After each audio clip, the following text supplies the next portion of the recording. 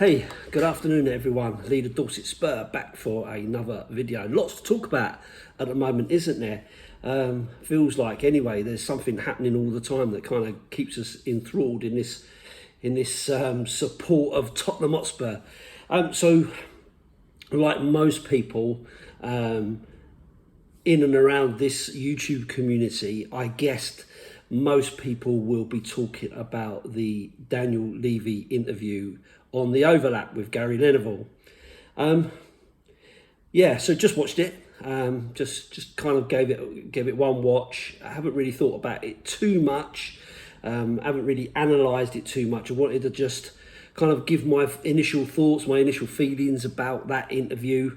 Without kind of getting too much into specific points of it. Just kind of wanted to grab my initial feeling, if you like. So first things first that kind of springs to mind is clearly there is a drive for better PR from the club.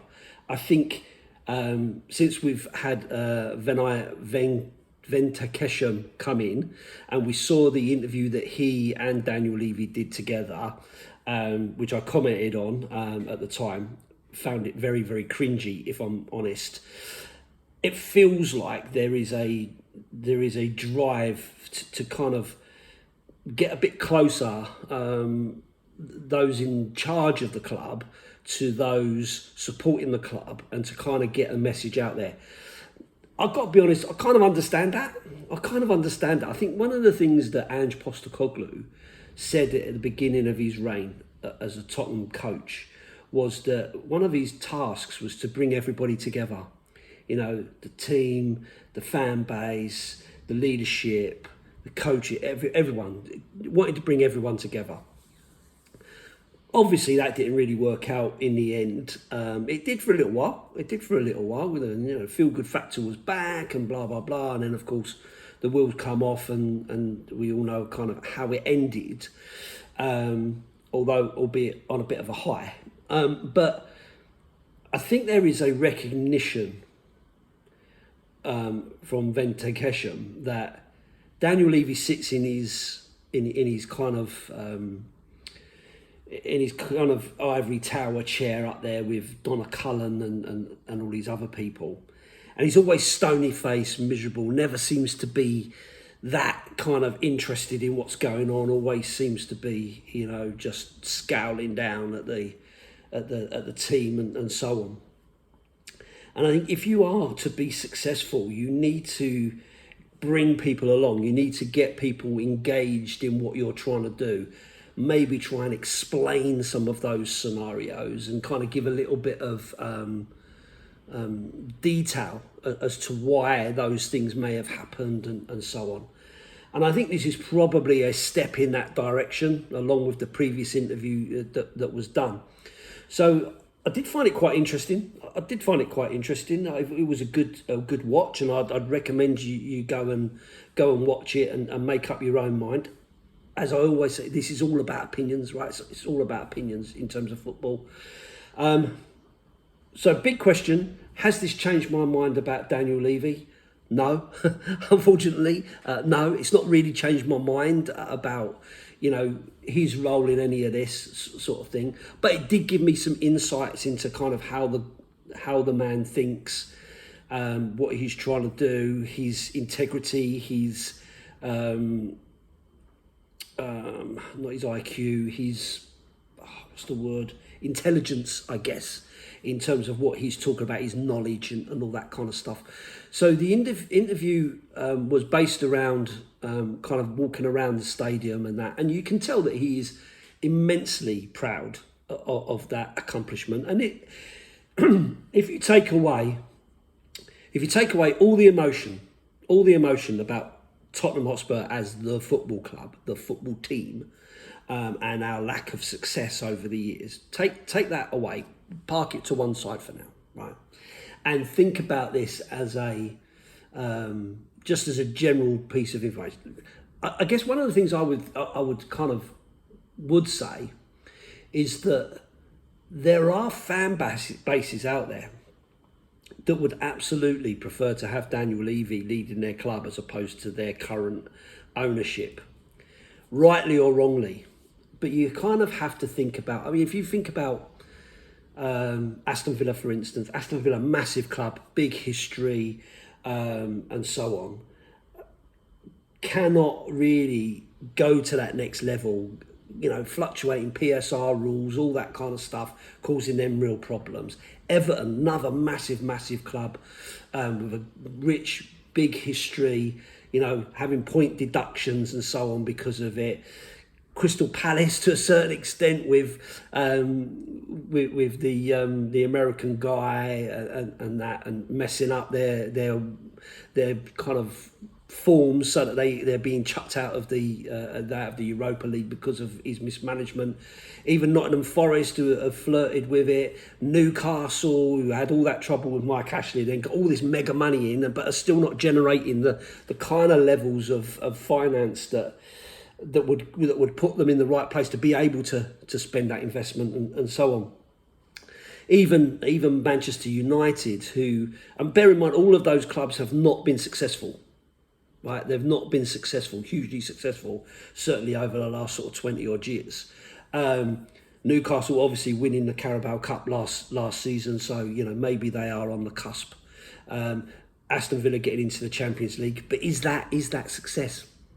So anyway, look, even Paul Scholes said to Flav from the Fighting Cock that he would love to have had Daniel Levy at Manchester United, because he didn't feel that Manchester United would be in the shit that they are because of his level of expertise and management.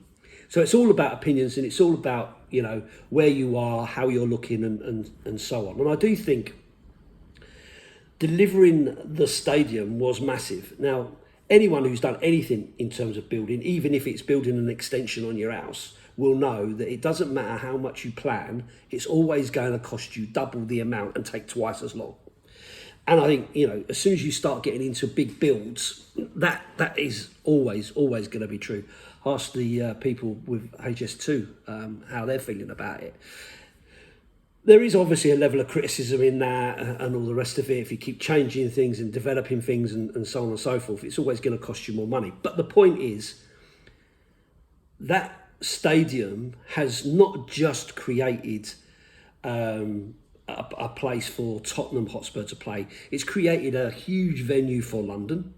It's created significant job opportunities, because if you think about the ticketing office people, the people that do work in the shop, the people that do the skywalk, the people that do the tours, the cleaning staff, the hospitality staff, all of that kind of stuff, even without things like the stewards and the managerial levels of all of that. So in terms of work and so on, it's created jobs for a number of people. On top of that, with the revenue coming in from all the concerts and rugby and the NFL, all that kind of stuff. Also services that the local community, in terms of the pubs, the clubs, the shops, the restaurants, so in terms of that development, it is absolutely massive, and and when you walk around the stadium, you can see what a marvel of engineering it is. And I think talking about it was quite clear how impressed and happy he was with what has been delivered.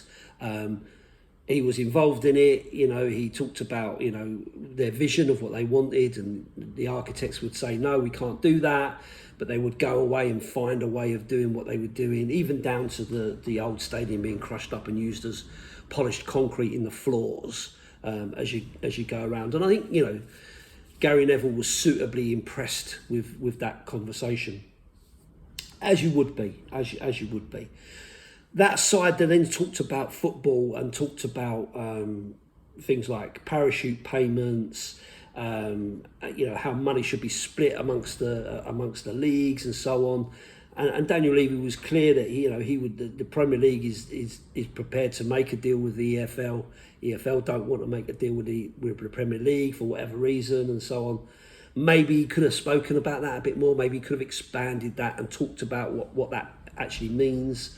He talked about his biggest concern around football at the moment in Europe in general is multi-club ownership, which I think we're starting to see some problems with that. Clubs, buying and selling players between themselves, all that sort of business, to get around rules and all that. And whilst it won't be pushed on individual clubs, it's clear that you've got your Chelseas, you've got your Newcastles and Forests and what was the other one I was thinking of, and I can't think of it off the top of my head now. Anyway, those kind of clubs creating those kind of problems where there is limited regulations, and it creates an unfair playing field. I think Daniel Levy came across as very we stick by the rules, we work within the rules, we do what's required to do. They talked a bit about income and generating income and stuff, and again I felt that there was an opportunity there for Gary Neville to go, okay, so does the money from the NFL, the concerts and all that, does that actually go into your records, your balance, your financial balances as profit for the club? Does it count as profit for the club, or is it a separate subsidiary rather? Can you use that money to buy players? Is that how you are able to spend some money that you are able to spend, and what kind of level of is that generating, and so on? I felt there was a lot more that could have been got out of him from that point of view, because I'm still not clear, right? So they say that all this money goes back into it. How does that work? Because you've got the playing side, and then you've got the offside off playing stuff. How do you amalgamate that money? Is it straight? All the money coming in goes into Tottenham, and we can spend whatever we can spend? Because for me, the amount of money you must be generating from all of those different things, and I'm not just thinking about the cost of the concerts and stuff. I'm thinking about all the concessions and all the food and the giveaways, all the shirt sales, T-shirts, all that kind of stuff. And again, there was an opportunity there for him to ask him about stadium naming rights, for instance. What's happening with that, Daniel? Could you tell us a little bit about that? That kind of stuff. There was a bit more that I felt that he could really get out of that. Questions that we as fans would want to know the answer to. You've had this stadium since 2019. It's still called the Tottenham Hotspur Stadium. Why is that? Why, are you just trying to create, expand the brand of Tottenham Hotspur Stadium, or are you actively looking for someone to think? What sort of figure are you thinking about? I know these are some of the questions they might not want to ask or answer, but you can ask those questions, surely. If you want to get across what's going on in this club, ask the question, So yeah, we saw Harry Kane's box, or was Harry Kane's box. So whose box is it now? Why is it not Harry Kane's box? Harry Kane doesn't, obviously his family are not really interested in Tottenham anymore, and therefore it's not used. They're probably too busy watching him over in Munich, maybe, I don't know. Why didn't he ask how much them sort of boxes cost? That would have been an interesting fact to understand. How much are you paying to have that sort of scenario going on? Big kitchen, big table and chairs, seats, really cool place to kind of chill out and watch the football. So he didn't ask about that sort of side of things. And then when he talked about the football side of things, and he talked a bit about coming to the decision about letting Ange Postecoglou go after winning a trophy. And whilst he said it was his proudest moment as an owner to see us lift that trophy, and also talked about the parade afterwards. Again, there was a really good opportunity there for Gary to ask him the question about, okay, so when you say you wanted to compete on all four fronts and all the rest of it, and that's why it was unacceptable for Ange to be in that scenario, what do you think about the scenario where it was all or nothing on this trophy? Did you know that that's what Ange was going to do? Did you agree with Ange that that was the right way to go? Did Ange make that clear that that's what he was going to do? Do you think, in hindsight, it was the right decision from Ange Postecoglou? Where do you see yourself in terms of wanting to achieve more than just winning a trophy?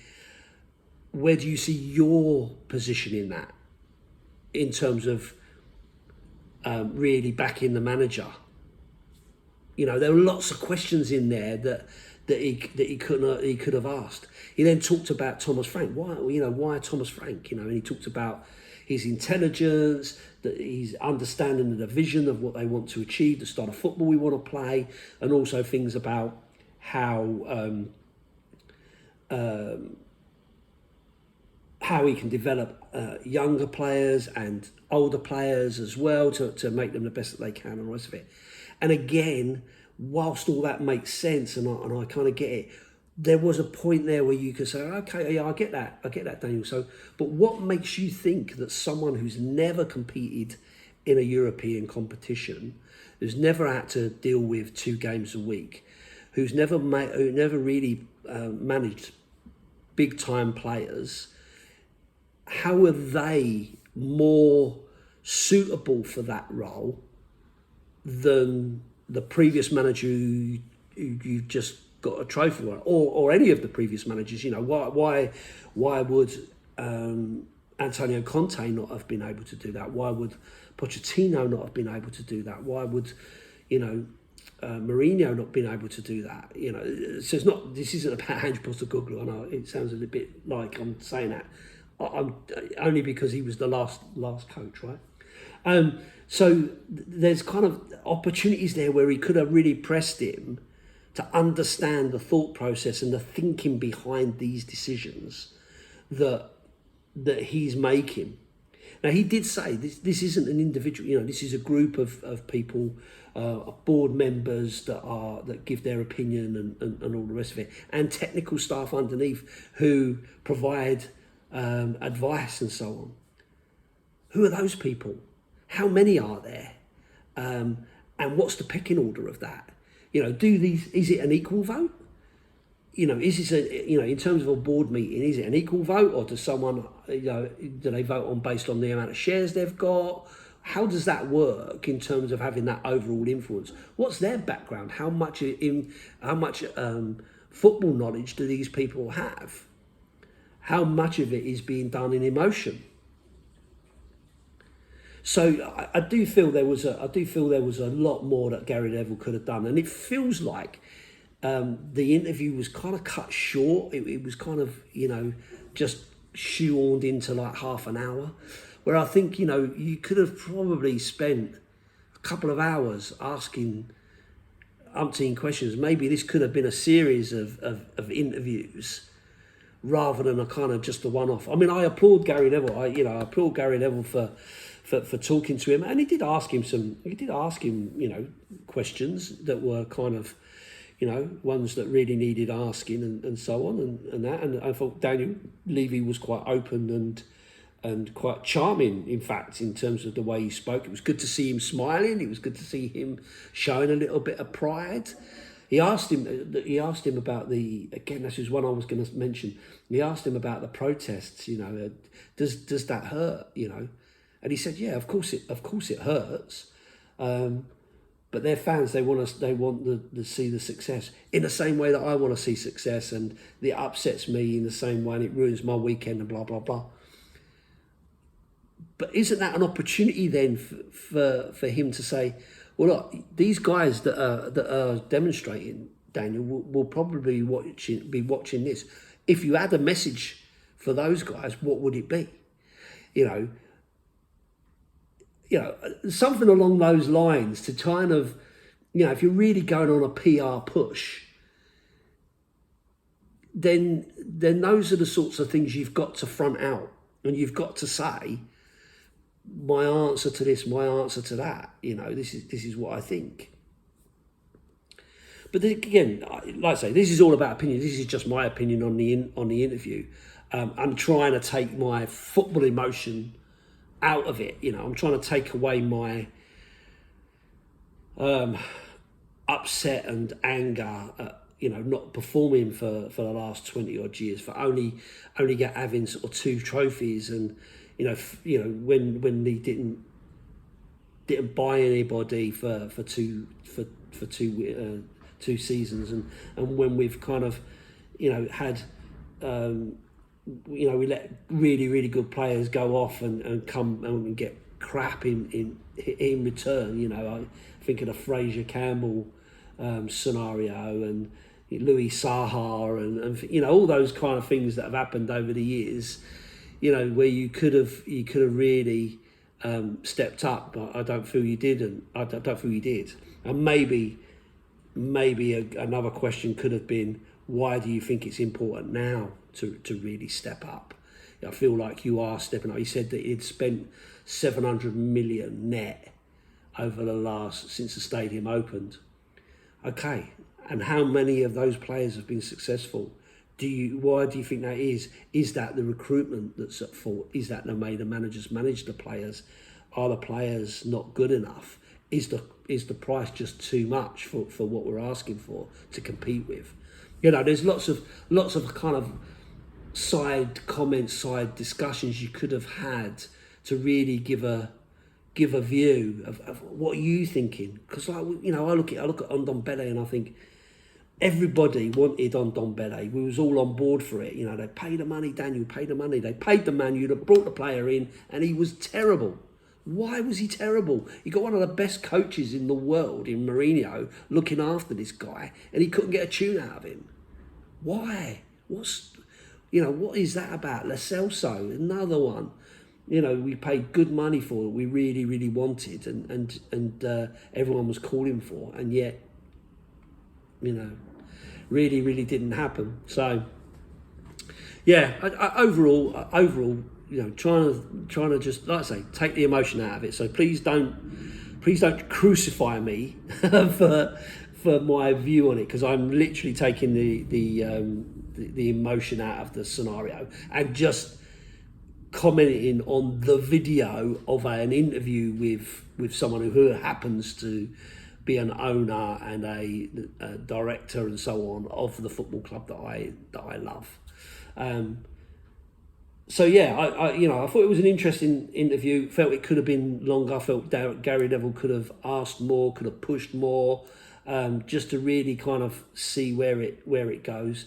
But I do applaud the fact that he bothered to do the interview with Gary Neville, because I know he will know that this will get a lot of views and a lot of scrutiny from the media, from YouTubers, from fans all around the world who will want to hear what he's had to say about some of these scenarios. So anyway, look, I've rambled on. I know I ramble on an awful lot, and it's 23 minutes long already. Apologies. I know lots of people don't like very, very long videos. So apologies. If you have got this far, thank you very much for sticking with it whilst I've kind of rambled on. I really appreciate it.